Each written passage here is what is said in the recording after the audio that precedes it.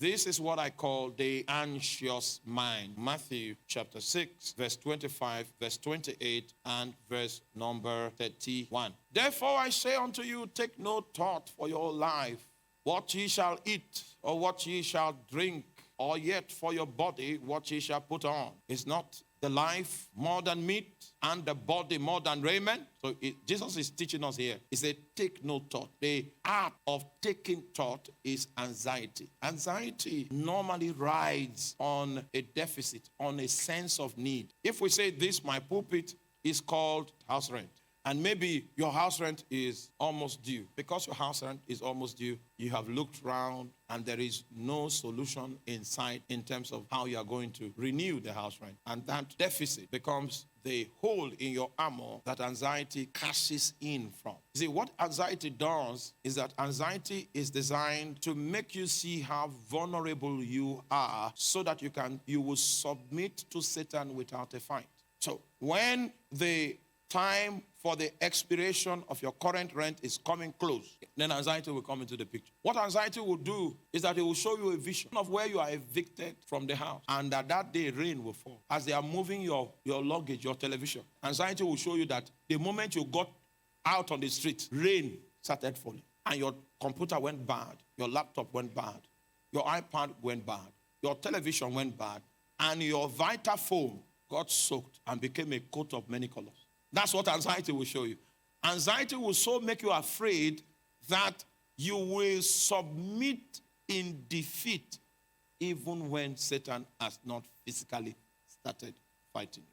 So the object of anxiety is to bring you to a point of surrender. And so Jesus is teaching here. And Jesus says, take no thought for your life. What ye should eat, what ye shall drink, and what for your body, what ye shall put on. Then he tries to bring us into the realm of reason by saying, is not the life more than meat, and the body more than raiment? And why take ye thought for raiment? Consider the lilies of the field, how they grow. They toil not, neither do they spin. Jesus is still attempting to address anxiety. Verse 31 there. Therefore take no thought, saying, what shall we eat, or what shall we drink, or wherewithal shall we be clothed? This presentation that Jesus does here is an invitation for us to guard our mind with accurate reason, accurate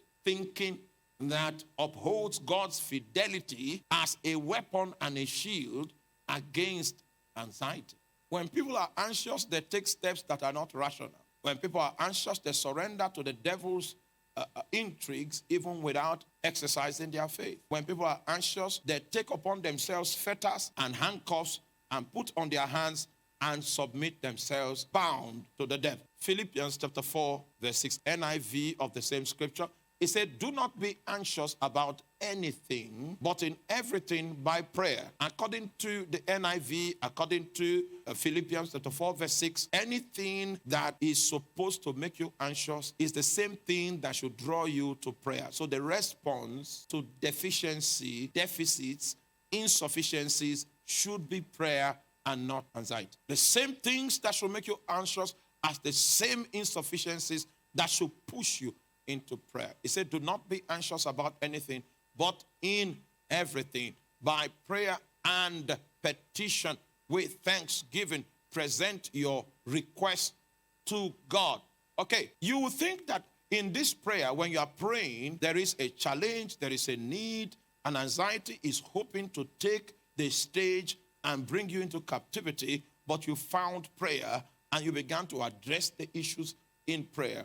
You will think that after prayer, God will solve the problem that was opening the door to anxiety. That's not how God does. Now, the next verse, let me show you how God does. And the peace of God, the first thing that God does is that when you contact him, he now ministers peace into your heart. And according to the Bible, that peace is a burglary proof for your heart and your mind against anxiety. What he does is that he makes a proof, anxiety-proof situation by administering peace into your vessel. So what God did in this situation is not to change the situation, but to change you. So this peace that God is going to release from heaven is a burglary proof on your heart and a burglary proof where?